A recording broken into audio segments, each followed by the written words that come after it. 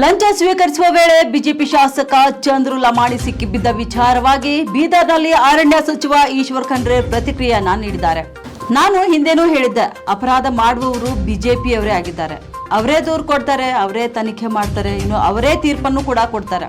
ಬಿಜೆಪಿಯವರ ಸಂಸ್ಕೃತಿ ಇದೇ ರೀತಿ ಆಗಿದೆ ಅಂತ ಹೇಳ್ತಾರೆ. ಈಗ ಜನ ಮುಂದೆ ಅವರ ಬಣ್ಣ ಬಯಲಾಗಿದೆ. ಜನನೇ ಅವರಿಗೆ ತಕ್ಕ ಪಾಠ ಕಲಿಸ್ತಾರೆ. ಲಂಚ ಪಡೆದಿರೋದು ಮೇಲ್ನೋಟಕ್ಕೆ ಸಾಬೀತಾಗಿದೆ ಅಂತ ಕ್ರಮ ಆಗಿದೆ.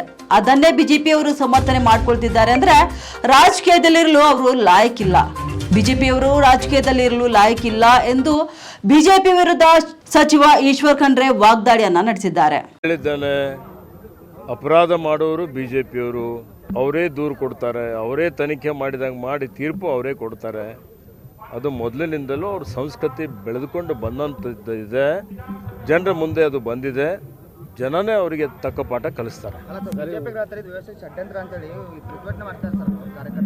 ಲೋಕಾಯುಕ್ತ ವರದಿ ಬರ್ತದಲ್ಲ, ಲೋಕಾಯುಕ್ತ ವರದಿ ಸತ್ಯಾಸತ್ಯತೆ ಏನಿದೆ ಅಂತ ಬರ್ತದೆ.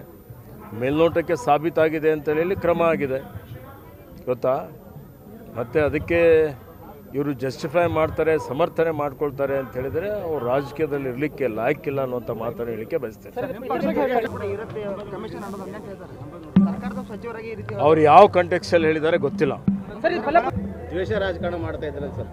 ಹೂಬಾ ಸಾಹೇಬ್ರ ಬಗ್ಗೆ ಭಾಳ ದೊಡ್ಡವರಿದ್ದಾರೆ. ನಾನು ಯಾವುದೇ ರೀತಿಯ ಪ್ರತಿಕ್ರಿಯೆ ಕೊಡೋದಿಲ್ಲ. ಪೊಲೀಸನ್ನ ನನಗೆ ಗೊತ್ತಿಲ್ಲ. ಪೊಲೀಸ್ ಇಲಾಖೆಯವರು ತಮ್ಮ ಕೆಲಸ ಮಾಡ್ತಾ ಇದ್ದಾರೆ. ಅವ್ರೇನು ಯಾರು ನಿಯಂತ್ರಣದಲ್ಲಿ ಮಾಡ್ತಾರೆ, ಕಾನೂನು ರೀತಿ ಅವರು ಇವತ್ತು ಕ್ರಮಗಳನ್ನು ತೆಗೆದುಕೊಳ್ತಾರೆ. ನಾವು ಯಾವುದೇ ರೀತಿಯ ಹಸ್ತಕ್ಷೇಪ ಸರ್ಕಾರದಿಲ್ಲ.